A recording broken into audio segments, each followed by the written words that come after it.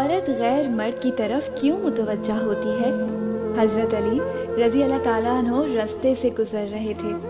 دیکھا کہ ایک شخص اداس بیٹھا کچھ سوچ رہا تھا۔ حضرت علی رضی اللہ تعالیٰ عنہ قریب گئے اور اس کے چہرے کو دیکھ کے اس کے دل کے حال کو جان گئے، لیکن اس کے اطمینان کے لیے فرمانے لگے، اے بندہ خدا، کیا سوچ رہے ہو؟ اس نے کہا، یا علی، آپ تو دلوں کے راز جانتے ہیں۔ میں کافی دنوں سے یہ محسوس کر رہا ہوں کہ میری بیوی مجھ سے بات نہیں کرتی، پیار نہیں کرتی، میرا اس طرح سے احترام نہیں کرتی، تو اس کے پیچھے کیا وجہ ہے؟ بس یہ کہنا تھا۔ تو حضرت علی رضی اللہ تعالیٰ عنہ نے فرمایا، اے شخص، یاد رکھنا، اللہ نے عورت کو احساس کی مٹی سے بنایا ہے، تب عورت کے وجود پہ اس کا دل حکومت کرتا ہے، اس کے احساسات حکومت کرتے ہیں۔ عورت اپنے رشتوں اور زندگی کو دل کے ترازو میں تولتی ہے۔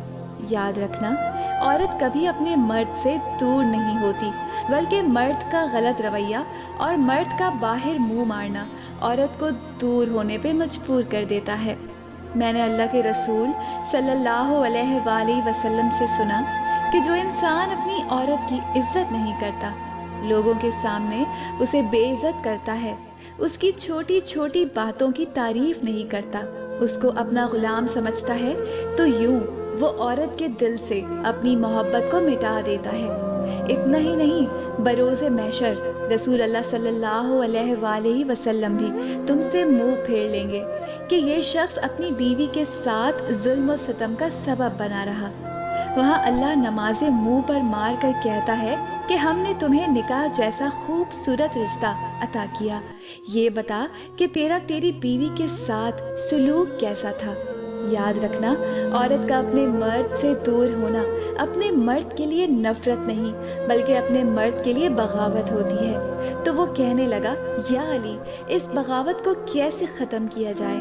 حضرت علی رضی اللہ تعالیٰ عنہ نے فرمایا کہ اس بغاوت کو پیار سے ختم کیا جا سکتا ہے، عزت سے ختم کیا جا سکتا ہے، احساس سے ختم کیا جا سکتا ہے۔ اپنی عورت کو وہ مقام دو جو وہ اپنے لیے چاہتی ہے، اپنی عورت کو وہ عزت دو جو وہ اپنے لیے سوچتی ہے، اپنی عورت کو وہ پیار دو جس کا وہ حق تم پہ رکھتی ہے۔